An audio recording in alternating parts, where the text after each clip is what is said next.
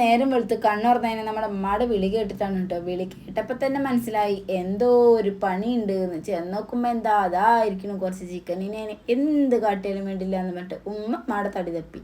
ഇനിയിപ്പം നമ്മൾ പറഞ്ഞ സ്ഥിതിക്ക് അതിന് എന്തെങ്കിലും ഒന്ന് കാട്ടണ്ടേ. കയ്യിൽ കിട്ട പൊടികളൊക്കെ അങ്ങോട്ട് വാരി നമുക്ക് അങ്ങോട്ട് ഇട്ട് അങ്ങോട്ട് തുടങ്ങി എന്ത് കുഴക്കലേ. കുറച്ച് നേരം കുഴച്ച് നോക്കുമ്പോൾ ഞാനും കുഴഞ്ഞു, കോഴിയും കുഴഞ്ഞു.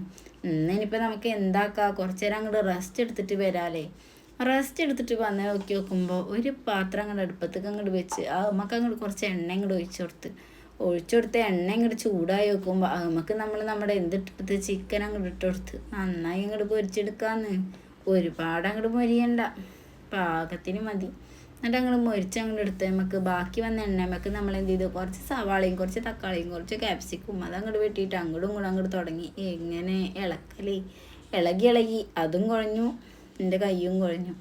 ആ കുഴഞ്ഞു വന്നേ നമുക്ക് നമ്മുടെ പൊരിച്ച ചിക്കൻ അങ്ങോട്ട് എടുത്തിട്ടിട്ട് അങ്ങോട്ട് ഇളക്കുക. കുറച്ച് നേരം ഇളക്കി വെക്കുമ്പോൾ അത് രണ്ടും അങ്ങോട്ട് സെറ്റായിക്കോളും. നമുക്ക് നമ്മൾ എന്ത് ചെയ്യണം, കുറച്ച് ടൊമാറ്റോ സോസ് ഒഴിച്ചു കൊടുക്കണം. അത് നമ്മുടെ കയ്യിലില്ലാത്തതുകൊണ്ട് തന്നെ നമ്മളത് ഒഴിച്ചു കൊടുത്തിട്ടില്ല കേട്ടോ. അതും കൂടി ഒഴിച്ചു കൊടുത്തു കഴിഞ്ഞാൽ സൂപ്പറായിരിക്കും.